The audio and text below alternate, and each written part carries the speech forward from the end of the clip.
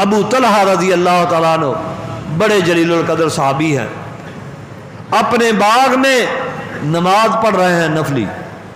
کیا کر رہے ہیں؟ نفلی نماز پڑھ رہے ہیں۔ کون سا باغ؟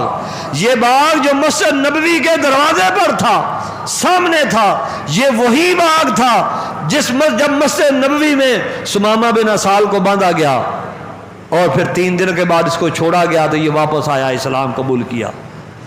حدیث سے یہ ملتا ہے کہ اللہ کے نبی اس باغ میں اکثر جایا کرتے تھے۔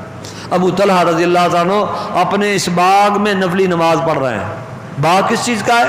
کھجوروں کا اور انگوروں کا باغ ہے۔ موسم بہار ہے، پھل بھی لگا ہوا ہے، سبزہ بھی بہت زیادہ ہے، اور وہ پورا باغ اس طریقے سے پھل سے، سبزے سے، سبز پتوں سے لدا ہوا ہے۔ 2 حدیث آتی ہیں۔ ایک حدیث یہ ہے کہ ابو طلحہ نفلی نماز پڑھتے ہوئے دل میں خیال آیا، اپنے باغ کو دیکھ کر خوش ہو رہے ہیں، اور ایک الفاظ یہ ہیں کہ انہوں نے دیکھا کہ باغ کے اندر ایک پرندہ ہے، وہ پھڑ پھڑا کر باغ سے نکلنا چاہتا ہے، لیکن باغ کی شاخیں، اس کی ٹہنیاں، اس کے خوشے اس طریقے سے ایک دوسرے کے ساتھ ملے ہوئے ہیں، بھرے ہوئے ہیں، پرندے کو باہر جانے کا راستہ نہیں ملتا، پھر وہ واپس آ جاتا ہے، دوسری طرف جاتا ہے، پھر واپس آ جاتا ہے۔ ابو طلحہ رضی اللہ عنہ اس کو دیکھ رہے ہیں، خوش ہو رہے ہیں۔ اللہ اکبر۔ اسی اثناء میں نماز مکمل ہوگی، نماز مکمل ہوگی۔ اب ابو طلحہ رضی اللہ تعالیٰ عنہ کو یہ احساس پیدا ہوا، خیال آیا کہ میں تو نماز پڑھ رہا تھا،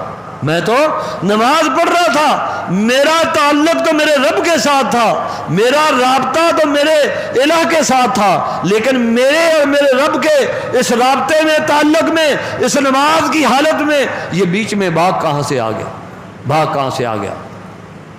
عظمت اسلام۔